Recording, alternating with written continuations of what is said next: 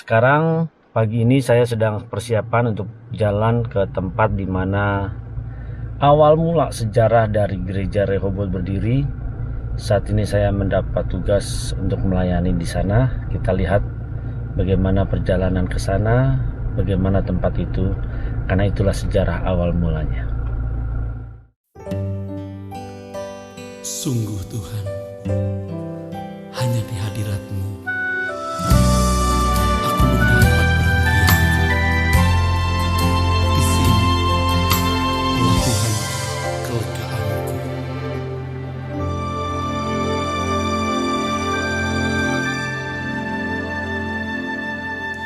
Di sini Kau beri kelekaan, di rumah-Mu Tuhan. Hidup yang penat, letih gelisah, Kau ganti sukacitamu. Di tempat perhentian Bapa, jiwaku labuhkan damai sejahtera dari tahta-Mu, penuhi hati ini. Di sumur Tuhan ku teguk air-Mu, puaskan dahagaku. Takkan ku lari dari hadirat-Mu, sebab hanya di sini, sebab hanya di sini kelegaanku, Tuhan.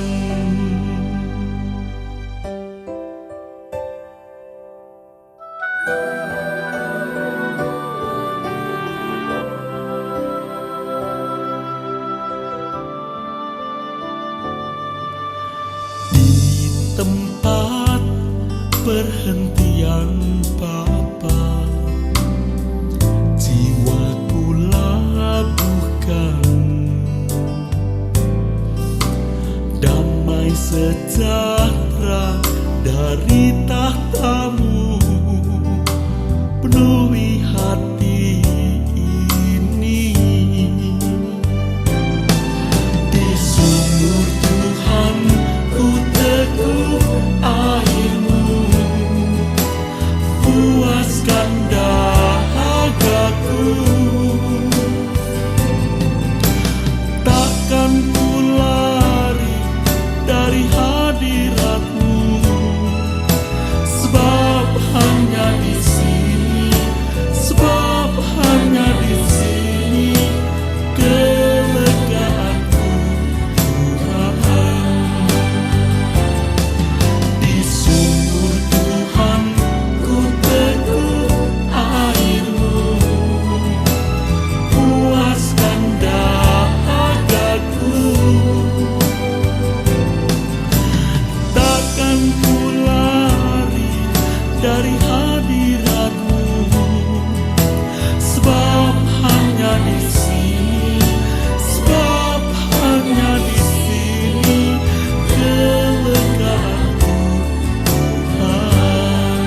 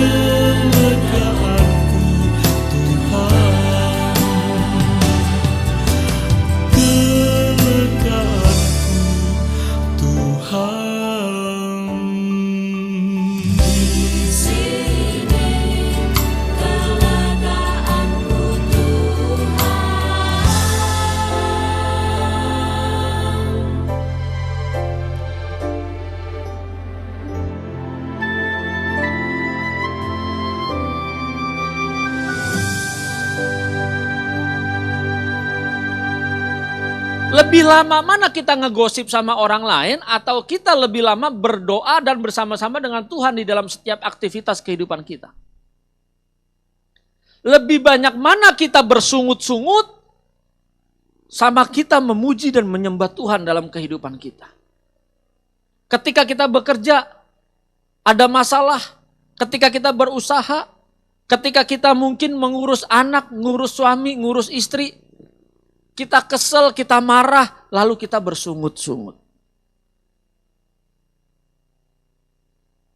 Seberapa banyak kita menggunakan mulut kita untuk ngancem orang, menyerang orang, memfitnah orang. Apakah ini ajaran Tuhan Yesus Kristus? Dunia semakin lama semakin kejam. Dunia semakin lama semakin gelap dan semakin hancur, semakin rusak. Tetapi justru kita lebih banyak terseret dengan apa yang ditawarkan dari dunia ini. Kita lebih suka terseret dengan jebakan-jebakan itu. Kalau kita tidak berhasil menjaga pikiran kita, tidak berhasil menjaga hati kita, celaka. Celakanya kita semakin hari, semakin waktu kita akan terus terseret dengan semua kenyamanan dunia ini. Sehingga pada akhirnya kita tidak mau meninggalkan dunia ini. Kita masih mau menikmati semuanya. Kita lebih suka ngomongin orang ketimbang kita ngomongin Tuhan. Kalau kita ngomongin orang yang sakit hati, siapa? Orang yang kita omongin. Kenapa kita tidak bersaksi membicarakan Tuhan dalam kehidupan kita? Bagaimana Tuhan mengubah hidup kita? Bagaimana Tuhan begitu besar kuasanya membentuk manusia batinia kita berubah menjadi serupa seperti Dia. Bagaimana kita melewati segala pencobaan, melewati segala penderitaan dengan pertolongan Tuhan. Tidak sedikit kita membela diri berkata begini, ya Pak Pendeta, mulutnya aja yang bawel, mulutnya aja yang sadis, mulutnya aja yang kejam, tapi hatinya baik, benar. Ini senyum-senyumnya ragu nih saya nih. Senyum. Kan banyak kita berkata begitu. Ya mulutnya aja yang kejam, mulutnya aja yang gak benar, tapi hatinya baik. Firman Tuhan katakan, apa yang keluar melalui mulut kita meluap dari mana? Dari hati.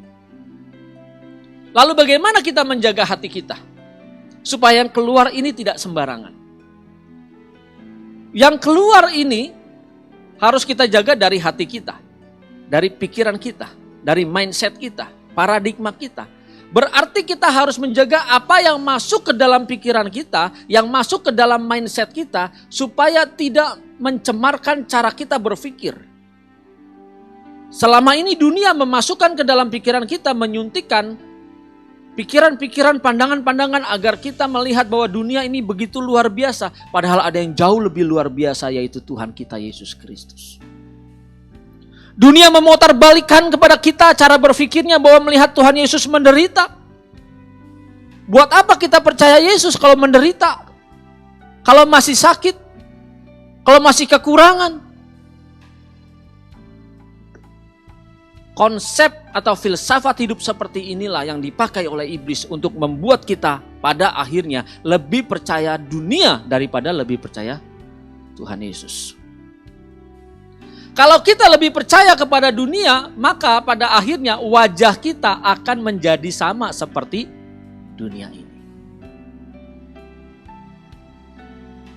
Ayo kita berkaca diri, wajah kita menjadi serupa dengan siapa saat ini?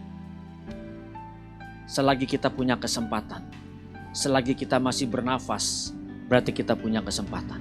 Semua sifatnya sementara. Dan kita tertipu dengan dunia ini, filsafat dunia ini, kita mengejar apa yang sementara itu dan pada akhirnya akan kita tinggalkan. Betul nggak? Sehingga akhirnya kita tidak fokus kepada hal yang kekal. Kita hanya fokus yang sementara, yang hanya 70 tahun sampai 90 tahun. Kalau kuat kan ya. Sekarang banyak di bawah 70 tahun sudah almarhum. Kita lebih fokus sama yang sementara. Padahal yang sementara ini harusnya kita mempersiapkan untuk waktu yang tidak terbatas ini. Bapak Ibu Saudara semuanya, oke, yang di atas, yang di bawah, perhatikan baik ya. Sampai detik ini, pagi ini, Bapak Ibu Saudara masih lebih cepat ngomong dulu Apa mikir dulu baru ngomong? Ada orang nggak ya? Nih ngomong dulu baru mikir. Makanya banyak nyakitin orang lain. Pasangan kita sakit hati, orang tua sakit hati, anak sakit hati, famili sakit hati. Karena mulut kita yang tidak pernah kita pikirkan dulu apa yang mau kita omong. Kalau kita menyakiti orang lain terus, udah pasti kita menyakiti hati Bapa. Sadar tidak pikiran kita? Kalau kita memikirkan hal-hal yang jahat tentang orang lain, memikirkan hal-hal yang negatif tentang orang lain, kita sedang mengerami pikiran-pikiran jahat kita di dalam diri kita. Dan pada waktunya, kita pasti akan menetaskan perilaku-perilaku yang jahat, perilaku-perilaku yang tidak menyenangkan hati Tuhan, perkataan-perkataan yang menyedihkan dan melukai hati Bapa di surga. Karena kita mengerami pikiran-pikiran yang tidak baik. Lalu bagaimana kita merubahnya? Kalau ada hal-hal yang negatif yang masuk dalam pikiran kita, jangan lagi kita rami, biarkan. Tapi kita ayo pikirkan firman Tuhan, pikirkan kebaikan Tuhan. Kita rami terus kita rami. Ketika ada orang lain nyakiti kita, ya udah kita belajar sabar, kita belajar diam, terus rami. Sehingga pada waktunya kita pasti akan menetaskan perilaku-perilaku, perkataan-perkataan yang menyenangkan hati Bapa di surga. Dan di sini saya mengajak Bapak Ibu Saudara, ayo kita sama-sama agar nanti ketika di hadapan tahta pengadilan Tuhan kita mampu berdiri. Karena setiap kita akan mempertanggungjawabkan apa yang kita pikir, apa yang kita lihat, apa yang kita dengar, apa yang kita perkatakan, dan apa yang kita perbuat dalam kehidupan ini.